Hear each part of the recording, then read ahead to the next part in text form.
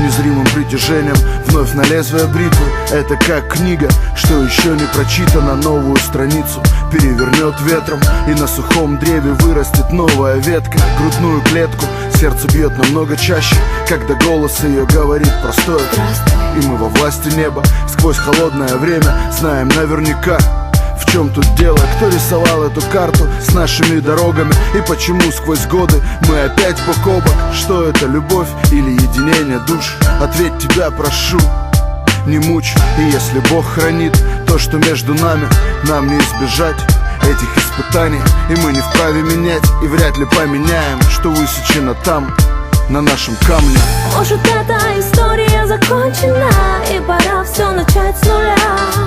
Кто же поменяет эту очередь, и мы увидим с тобой все из космоса? Может, эта история закончена, и пора все начать с нуля. Кто же поменяет эту очередь, и мы увидим с тобой все из космоса? Знаешь, а может правда убежать отсюда? Что нас держит тут? Да ничего по сути. Кто эти люди, что вокруг тебя и меня хотят нас поменять, как старую тетрадь?